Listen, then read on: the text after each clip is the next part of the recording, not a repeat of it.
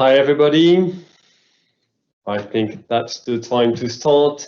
So thank you very much for joining us today. My name is Pierre Fouillade and I've been working for PCM for quite a few years. So I will first tell you a few words about who we are. So PCM is a complex fluid handling specialist and we've been providing food processing equipment to food industry for decades. Our supply would typically include food dosing stations, mixers, pumps, or fillers.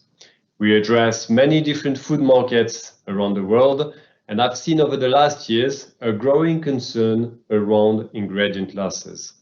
As consumers call for always more new product on shelves, the plants and the production tools are therefore required to become more agile in changing often the production.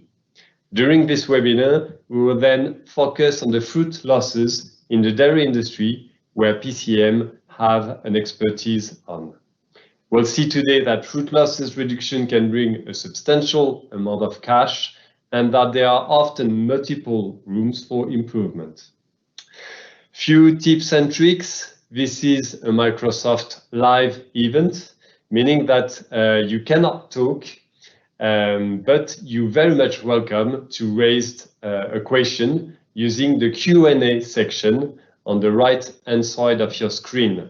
You're also most welcome to change your anonymous name to the real one so we could see or guess who you are when you raise a question.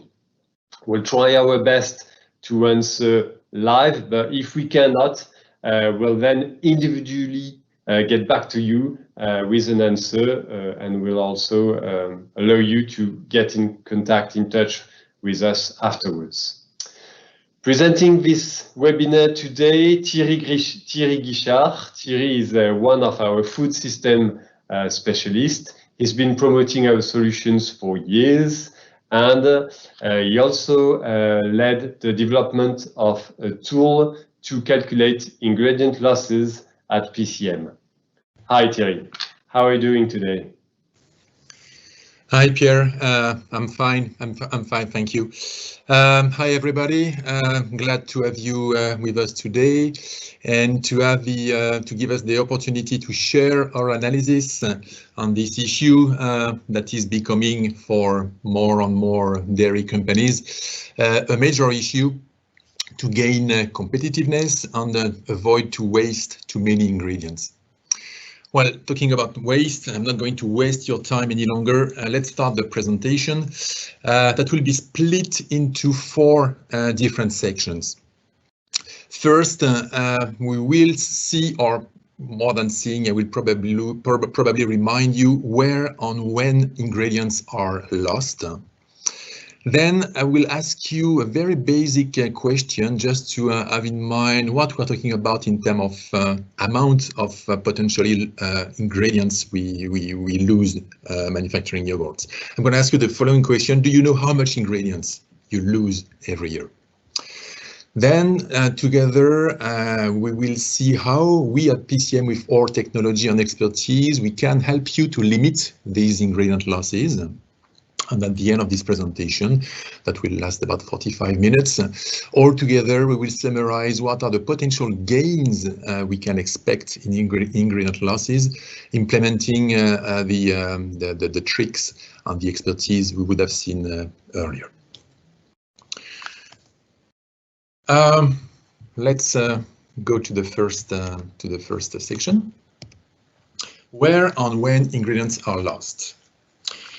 Well, first of all, it's very important for you to realize that between 60 and 70% of your ingredient losses while you are producing yogurt are linked to the dosage, the mixing, or the filling stage of your process, between 60 and 70%. The remaining 30 to 40% are linked to all other upstream process operations, such as all the heatings, the coolings, or on the various treatments you apply to your ingredients, and mainly to the white mass, as far as the heating, cooling, and treatments are concerned. So 60 to 70% are coming from the dosage, the mixing, and the filling, the blending, basically. And what I'm talking about here are the losses during what we call an inline process, meaning that the yogurt blending is done inline simultaneously to the filling and packaging. We don't talk here all the figures, all the means to reduce the losses we are going to talk about are not linked to batch process. We are focusing only on the inline process of manufacturing.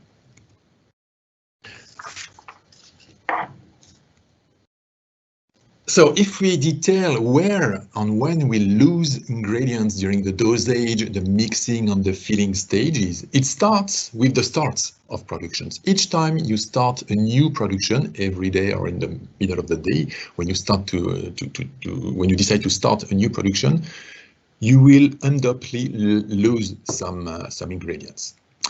During the productions themselves, you are also losing ingredients, mainly due to the dosing repeatability, or more precisely due to the poor accuracy of your dosing. That's the first reason why you lose the ingredient during production. The second one is linked directly to the quality of the fillings, and I will detail those issues in a minute.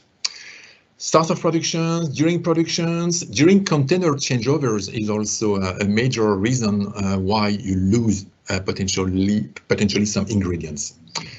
When the containers are getting empty, we will see how and why you lose ingredients, but this is a major stage where you lose ingredients. Not only when the containers are getting empty, but when you decide for whatever is the reason why when you decide to change the recipe, when you decide to go from one production to another with new ingredients, that's an opportunity where you're gonna lose ingredients. At the end of the productions, each time you stop a production, a yogurt production, we will see also that you are about to lose ingredients, white mass or fruits or any additives you may have in your recipe. Altogether, what we're talking here related to the dosage, the mixing and the filling stages, we're talking about 6 different sources of losses, First, the losses due to the overdosage, and I'm going to detail that in a minute. Then, in addition to that, we have the losses due to the priming phases, when you start the production. The losses due to the container changeovers when they are getting empty. The losses due to any recipe changes you may run in your production, the losses due to the production ends, and the losses due to the filling poor quality. Globally, the poor quality of your filling may lead you, if you have poor quality of filling, may lead you to some losses. Let's detail now the first reason why you lose ingredients, which is the losses due to potential overdosage. Every process where you want to dose, where you want to inject some ingredients, you always have a target. A target which is nothing else than the minimum of ingredients to inject. That's the minimum amount of ingredient you want to inject in your recipe. It clearly means that you are not allowed to go to have less than this target, but eventually you can have more. Not less, that you can eventually have more. Now, like every target, you've got a margin, kind of quality tolerance, in which you will consider that your ingredient quantity will be okay. Let's assume that our margin is here plus or minus 3%. And that, to simplify the explanation, we have equal tolerance in plus and in minus. Your injection process is made with an equipment that has its own precision and that will probably fluctuate during the overall process duration. Let's take the assumption here that you use a dosing equipment with plus or minus 5% of accuracy, of precision. Well, with such a precision on fluctuation, you will get variable quantities of ingredients above or below the target. The first category will be the still acceptable product quantity, because it's lower than the target, but higher than the minimum allowed quantity. The second category will be every quantity greater than the target. We are talking here about ingredients extra consumption. Most of the time, these ingredients, either fruits, pulps, or any other additives, being more expensive than the white mass, this extra quantity, if not directly a loss of ingredients, is already a loss of money. The third category of this quantity of ingredient that is below the minimum allowed quantity. This is definitively the kind of dosage you want to avoid, because if it happens, the quality department will reject all production with such quantities, resulting in pure losses. This is why, basically, if you cannot use dosing equipment with better precision, you will need to artificially increase your target to avoid these losses due to underdosage. In our example, you will need to increase by 2% the targeted quantity of ingredients to inject. Doing so, you will be sure of never having underdosage below the minimum allowed quantity. Even if you are in the lowest part of your variations, like I'm showing here, you will never go below the acceptable quantity, never. But, there is a but. In the same time, you have to realize, you have to know that you will increase the quantity of ingredients compared to the original and still contractual commercial target. Well, in short, you are still losing money. We will see in a minute how to minimize this. But you have probably already understood that the key here is to use dosing equipment with the highest possible precision, the best possible precision, to lower as much as possible the fluctuations, and therefore to better control the injected quantities. But we will see how to do that. The second reason why you lose ingredients is during the priming phases. Most of the time, your process requires time and the use of ingredients before getting to these homogeneous mixings. You need to have equipment, including all pipes, as dry as possible when you start your production to avoid what we call the dilution fronts, to avoid them as much as possible. And to have means to obtain homogeneous mixing as soon as possible, especially in case of inline mixing, where every second of flow can see kilos of ingredients going away, if not homogeneous.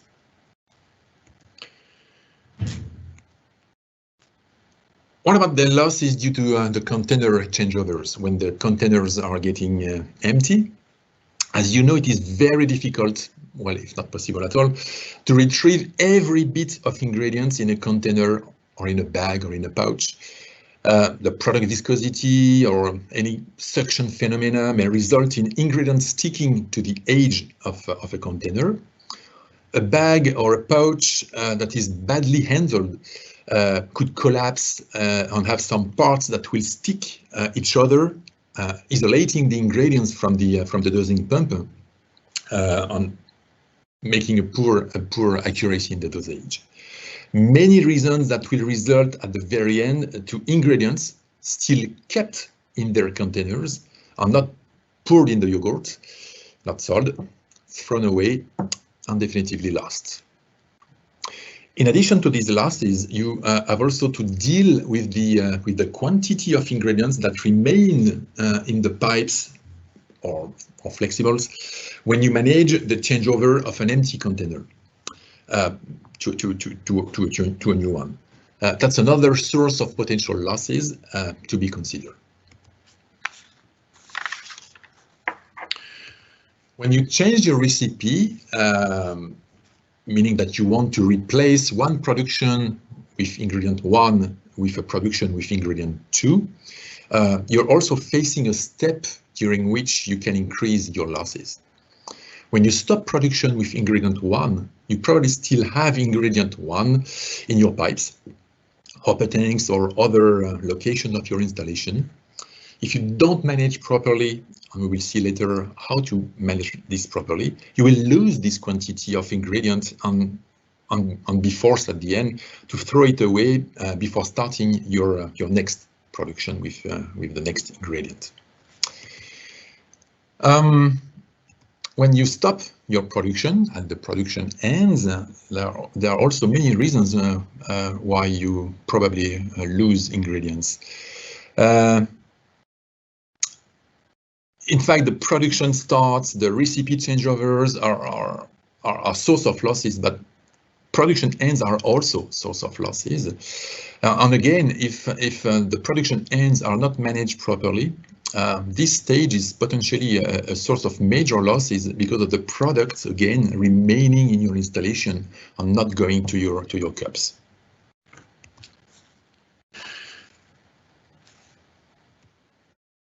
I have mentioned the feeling poor quality as a major reason of potential ingredient losses. That's true because, in fact, we all have to realize that dosing well, having an homogeneous mixing as soon as possible, and to manage properly all the different transition phases is not enough. You also need to make sure your filling process at the end of your process is well organized.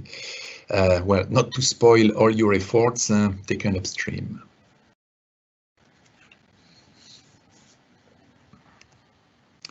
What I'm talking about here are drops, potential drops, eventual drops or splashes that will prevent your from good cup sealings. I'm also talking about the potential inaccuracy of your final filling that will make cups at the end unacceptable for a quality standpoint.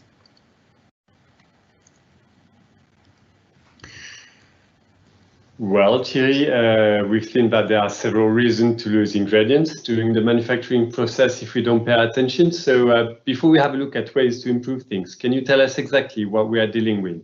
What are the quantity of ingredients we are talking about here?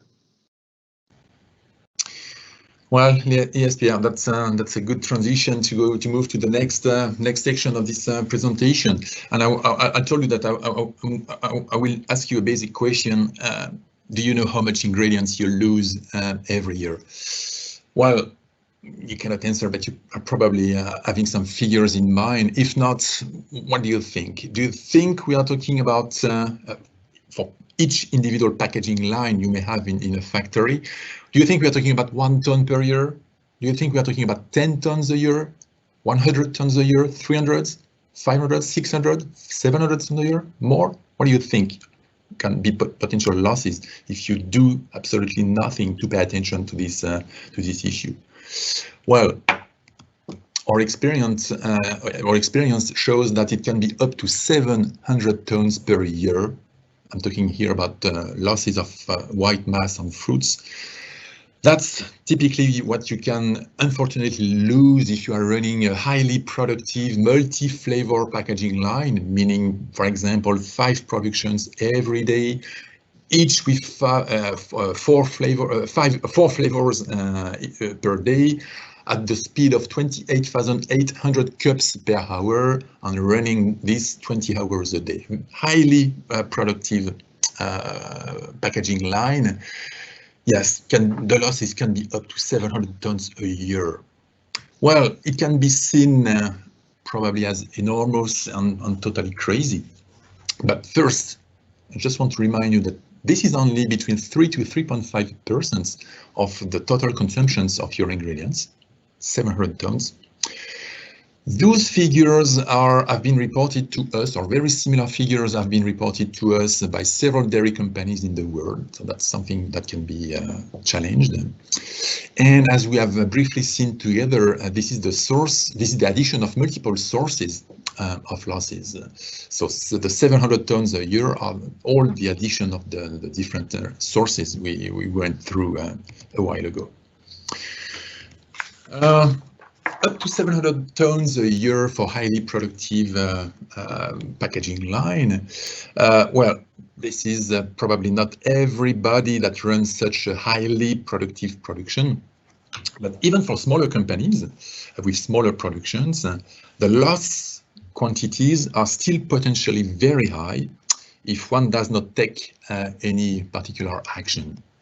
It can be up to 50 tons a year for small production, meaning one production with one single flavor per day at the speed of 10,800 cups per hour, and just running this production 10 hours a day. So 50 tons per year for small productions.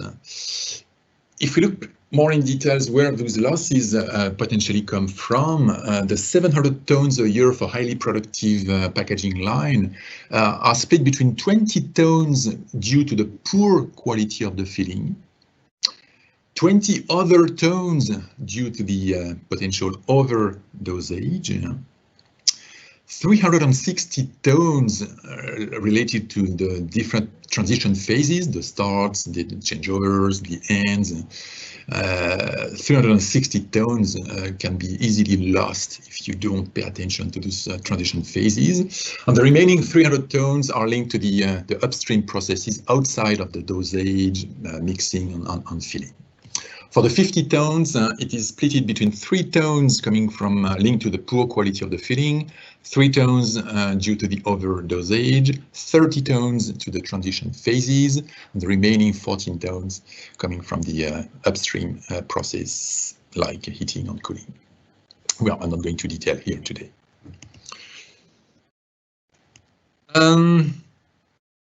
Up to 700 tons a year or up to 50 tons a year for smaller production. Well, again, it may seem as enormous, but it's a reality. And I have a bad news also, news that is not good. It's that it can be worse. It will probably increase, those figures will probably increase or could increase because of the trend we can see today for more flexibility with more recipes, more productions per day on smaller batches. So those figures, if we don't take them seriously, can be even worse. Okay, Thierry, so hopefully no one is losing all these quantities of the ingredients because most food industry have already started to tackle this issue, but shall we see now what can be done and what are the solutions to minimize the losses? Yes, Pierre.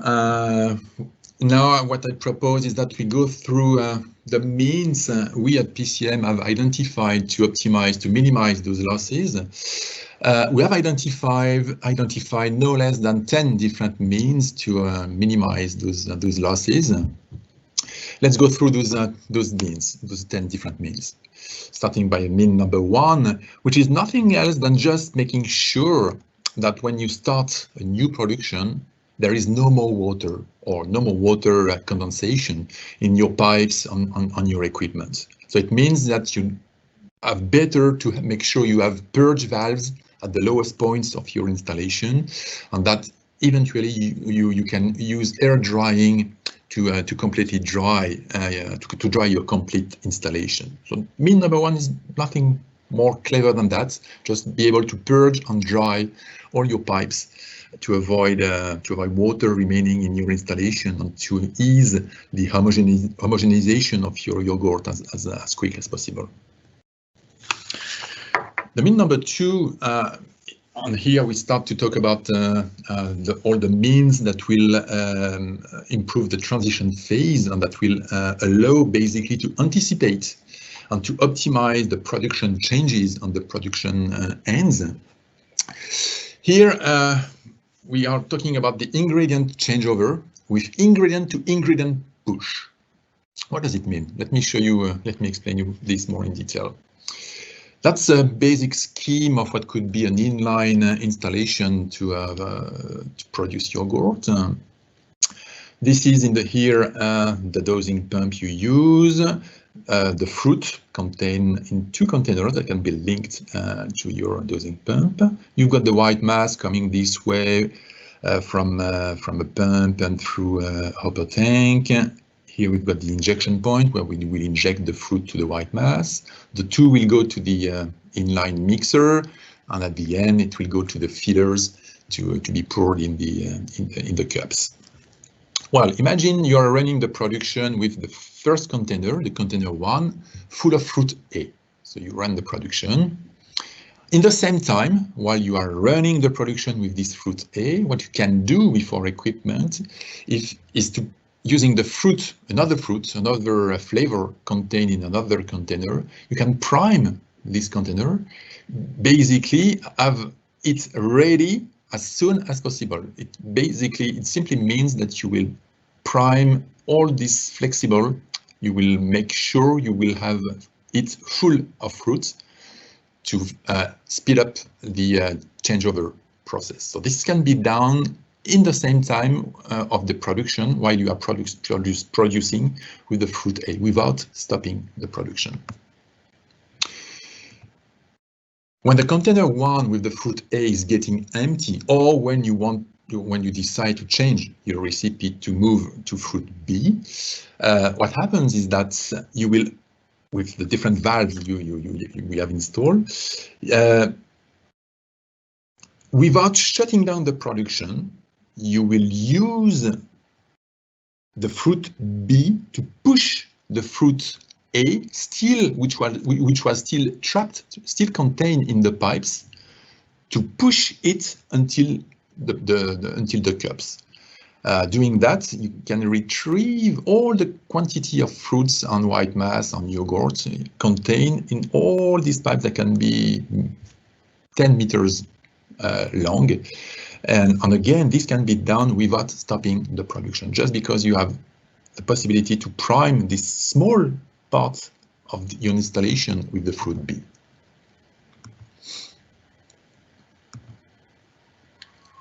Okay, obviously, when you do a fruit-to-fruit push, you've got what we call a dilution front, which is a mix of the two fruits. You have to get rid of. This is why you need a specific valves system to get rid of this dilution front, not to have the mixture poured in the yogurts, poured in the cups. Well, if I'm showing you how it looks like on a 3D animation, that's a typical PCM fruit station. So while you are producing, you can prime with the second fruit, the fruit 2, from the container to the dosing pump, while you are producing with the first fruit in red here. So you never stop the production. When you decide to change from fruit 1 to fruit 2, you just change the valves, and you have here what we call the dilution front, but you can still retrieve a large amount of fruit 1, pushing it by fruit 2 and allowing you not to throw it away. So that's ingredient to ingredient push.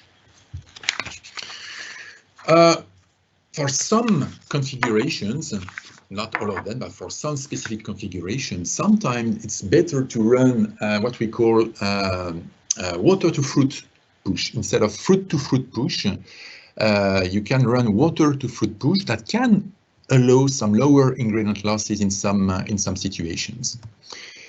So we are talking here about the mean number 3, which is intermediate water push.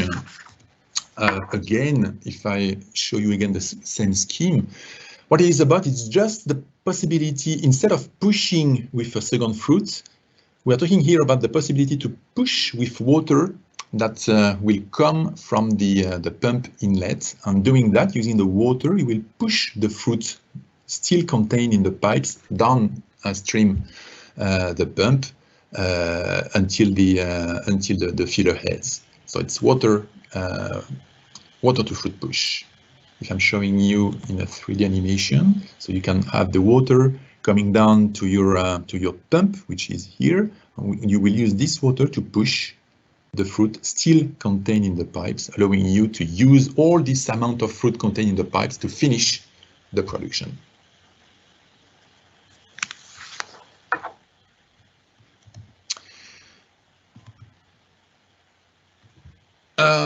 There is also another possibility, which is even smarter than what we have just seen, which is the possibility to push those fruits, those remaining fruits, directly from the container foot. Let me show you again using the same scheme. You see, this is just this possibility. Instead of sending the water to the pump, to the dosing pump, you send the water directly to the container fruit that will allow you to retrieve all the fruits contained in those flexible houses between the container and the dosing pump. So it's an extra saving that can be made possible. The mean number five is the possibility to rinse and sterilize your installation, just focusing on the container fit only. Let me show you. That's a basic P and ID of a standard fruit dosing station, where you've got the pump, the dosing pump here, you've got the container on the top. In between, you have several possibilities to allow access of steam, to allow access of CIP, of water, and so on. Well, if we do a zoom to this to this container fit area, what I'm talking about here is those specific connectors here that will allow the water arrival between the container foot and the beginning of the flexible houses. It means that the water will go this way, and you will rinse only the small portion of the flexible, meaning that you can isolate all these flexible houses section in which you still have some fruits. You will close this manual valve, you will keep the fruits inside the flexible houses, and it means that when you will replace the container, you will move to another one, a full one, obviously. Then you will be able to run a steam sterilization of this small portion only between the container foot and the flexible, which has been the only part in contact with air. And obviously, this is the only part that requests steam sterilization. So doing that, you can retrieve all the quantity of fruit still kept in the flexible houses without losing them. Thank you, Thierry. So all this means aim at finding ways to limit losses during the various transition phase of a yogurt production, right? So if I got it right, tricky transition phase are the start, the change of containers or ingredients, and the end of production. And we know that they can be various depending on the complexity of your organization. Could you now tell us more about quantities? Well, yes. In fact, if we take into consideration only those 5 first means, if you do nothing special regarding those transition phase, change of fruits, change of container, if you do nothing, then for a highly productive production, you take the risk of losing not less than 85 tons of ingredients every year. Production after production, start after start, container changeover after changeover, recipe change after recipe change. If you don't use one of the 5 means we just went through together, you will probably lose not less than 85 tons. On the other hand, if you apply all of those 5 means, you will reduce those losses by between 7.5 tons to 13 tons a year, meaning a gain of 15% of fruits every year. That's for the highly productive productions. The figures are probably less impressive for the smaller production. 12 tons if you do nothing are probably the loss you will suffer from. That can be reduced to 2 to 3.5 tons a year, a gain of 30% of fruits if you implement the 5 first means we just saw together.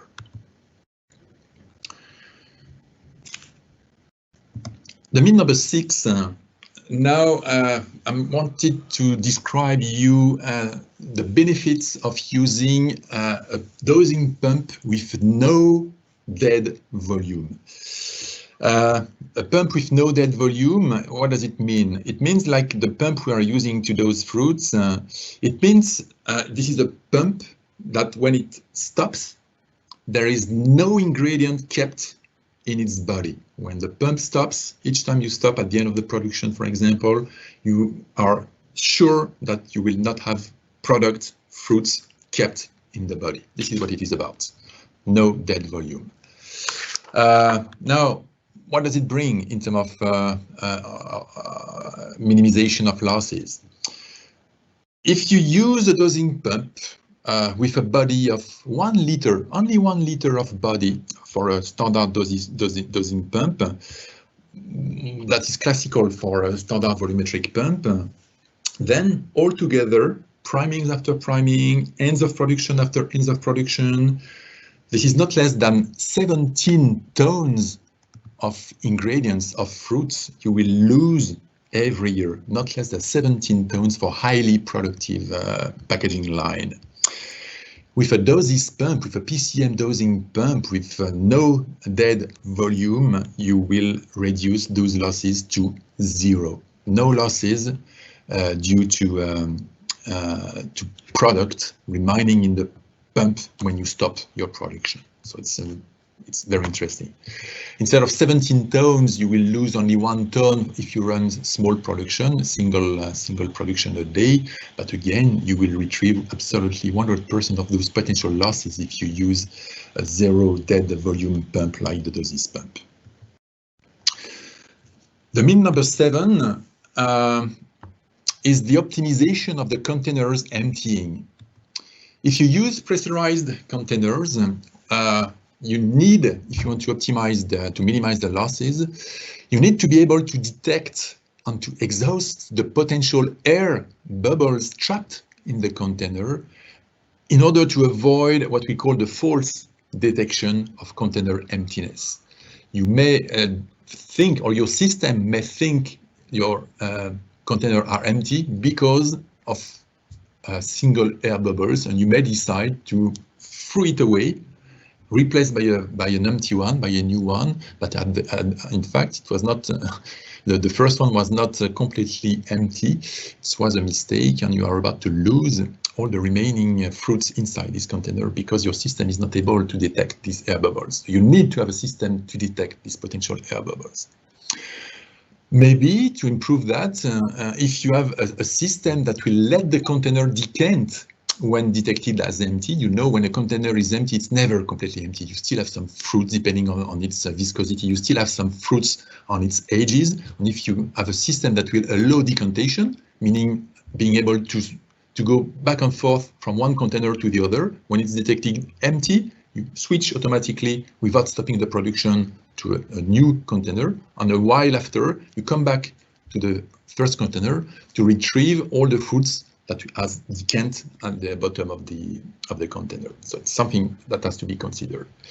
Well, another good advice, obviously, is to minimize the length of the flexible houses between the containers and the dosing station. The must being to have the possibility to load the containers on top of your station. In case of bag-in-box, the same advice is to minimize the length of flexible between the bags and the dosing unit. And you can also think about having a system to avoid the bag to shrink on itself, to shrink on the bags to shrink on themselves, creating isolated pouches of fruits, making the suction difficult or impossible. That's something to be considered if you really want to optimize the suction of your bags. Here, and in terms of values, what we are talking about is nothing less than 12 tons if you do nothing special regarding the optimization, the detection of the air bubbles, or the optimization of your bags handling. You can potentially lose 12 tons. You can reduce between 6 to 10 tons if you apply the means we just went through. 2 tons only for the smaller production are the potential losses. They can be reduced to 1 to 1.5 tons a year if you use the appropriate equipment. Mean number 8 is to be able to use a high-level equipment, high-level dosing accuracy equipment. Or dosing equipment has an accuracy of plus or minus 0.5%. That's we call the repeatability, 0.5%. And this is a figure, whatever the dose and whatever the speed of your the speed, the rate, the flow rate of your production. It's always plus or minus 0.5 repeatability. What does it mean? You remember the curves we saw a few minutes ago, showing us what can be ingredient losses due to poor accuracy of the dosing. You remember those curves. If you replace poor quality equipment by highly accurate one, let's say 0.5% of repeatability, like PCM ones, this is what you get: a much flatter curve. And compare to the original target, you still have ingredient extra consumption, but much lower. And in the same time, it's also very important to notice that you never go below this target, because we need to remember that we have artificially increased this target to avoid non-acceptable products. Remember. With better repeatability, we can now lower our target, resulting in less ingredient consumptions, but still within the range of acceptable quality. You can even lower this target to a level in which you will always stay below the original target and will never go below the lower acceptable limit. If you do so, and thanks to the high level of repeatability of the dosing equipment, you have no longer yogurt with too much ingredients in it, and no yogurt with not enough ingredients. Basically, that's a kind of jackpot. And here, potentially, the gains are quite incredible. If you use a poor quality equipment in terms of accuracy, well, let's take the example of if you use an equipment with 1% accuracy, which is not too bad, but it's not that good, because if you use an equipment with 1% accuracy, I'm sorry to let you know that you take the risk of losing as much as 18 tons a year because of this 1% repeatability. If you use 0.5% equipment, repeatability equipment, can be reduced by 2 or completely retrieved if you take the risk of lowering at its maximum the target. 18 tons for a highly productive production, 3.5 tons that can be retrieved just using highly accurate dosing equipment. The mean number 9 is what we call the just-in-time dosing and injection. What I'm showing you here is a classical, what we call inline injection process. The additive, let's say the fruits here or anything else, is dosed and injected to the white mass here through the injection point, proportionally to the flow rate of the white mass. And to do that, most of the time, we need to use a flow meter on the white mass and set the pump, the pump cadency, the pump speed to this flow meter. So we need a flow meter, and you also need a balance tank, a hopper tank, after the mixing, after the mixers, to fill it for the filling unit, for the filling station to use for filling. Well, that's classical inline process. In case of multi-flavors, if you use 2 different flavors, well, you have to multiply the number of flow meters, and you have to multiply the number of hoppers, potentially full of yogurt before their filling. Now, with the PCM technology, you can set up a process we have called just-in-time, in which you have no longer flow meters to manage the proportionality, no buffer tanks full of mixed yogurt. So this is what we have called the just-in-time mode, where the dosing of the ingredients here is synchronized to the speed of the filling machine and no longer to the flow of the white mass. One stroke of filling, give one given quantity of ingredients managed by the dosage pump. So no more hopper tank full of yogurt, no more flow meters to control, to buy, to maintain, and to clean, and to worry about. No more. With that, and this is also a very impressive result you can gain, you can reduce drastically, you can save between 26 to 52 tons a year, depending on your configuration, basically depending on the size of your intermediate hopper tank you have in the inline. You don't have any longer in the just-in-time mode. So you can reduce by 26 to 52 tons a year those potential losses. For smaller production, we're talking here about a gain of 10 tons a year, which is very interesting. The last mean is related to the mixing itself, to the inline mixing. We strongly recommend you to make sure that the piping of the inline dynamic mixer is optimized.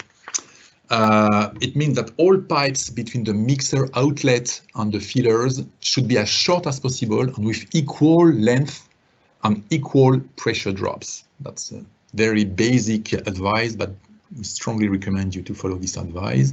And we also strongly recommend you to have the fruit injection point as close as possible to the mixer inlet. Make sure you will start the filling.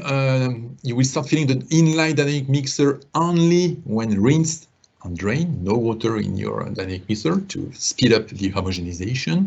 And make sure that to use all the mixed product contained in the inline dynamic mixer at the time you decide to stop your production. Find a way or another to use all the fruit, all the yogurt contained in the dynamic mixer. So to do that, we can provide you with the proper equipment, the dynamic mixer, with specific equipment to manage the mixer filling, the emptying, the mixing homogenization. We can help you in well designing the mixer outlets between the mixer and the fillers. So that's basically the kind of equipment we can provide you with the necessary sensors to control if when the mixer is empty, when it is full, and to take full benefits of this management. Well, it looks very basic, but it is probably here that the most amazing gains can be expected. If you do nothing, if you don't manage properly this mixing, well, you will lose a bunch of ingredients. 225 tons a year is probably the amount of ingredients you will lose if you don't do nothing special regarding the management of the dynamic mixer. So it can be reduced by 185 tons a year if you do it properly with the proper equipment and the proper processes. For the smaller production, you take the risk of losing 12 tons a year if you don't do nothing in particular.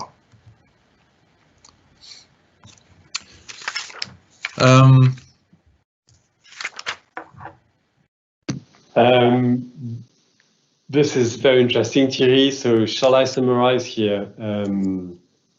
We've said that the optimization of the mixing stage, and more precisely the different transition phases, seems to be a very important stage to save ingredients.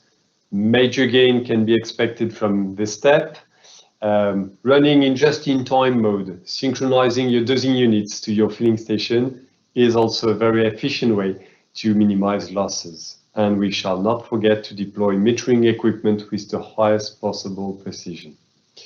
I think it's time now to wrap up this presentation, but could you summarize for us what are finally the gain we can expect from all these advices? Yes, Pierre, it's time to wrap up. And just very quickly, I just want to summarize the quantity of ingredients, both white mass and fruits, you can save if you manage properly all the phases or the processes we have seen together. Let's start with the highly productive for fruits production, very highly productive production. Remember, I told you that if you do nothing, you take the risk of losing not less than 700 tons a year. Those 700 tons a year were split between 568 tons of white mass and 132 tons of fruits. So this is the split if you do nothing. So with all the means we just went through together, you can expect major saving. You can decrease the white mass losses by 37%. And more impressive than that, you can decrease your losses related to the fruits by 65%, coming down to 86 tons per year of losses instead of 132 tons of losses. So it's a major gain just using the right equipment and the right processes. Well, for the smaller single fruit production, I told you that you may lose 50 tons a year, 37 tons of white mass plus 13 tons of fruits if you do nothing special. Well, if you apply all the means and the expertise we have just seen, it can be reduced by almost 50% for the white mass and almost by 90% for the fruit losses. So you can have only 1 point. You can expect to have as low as 1.5 ton of losses as far as the fruits are concerned if you manage them properly.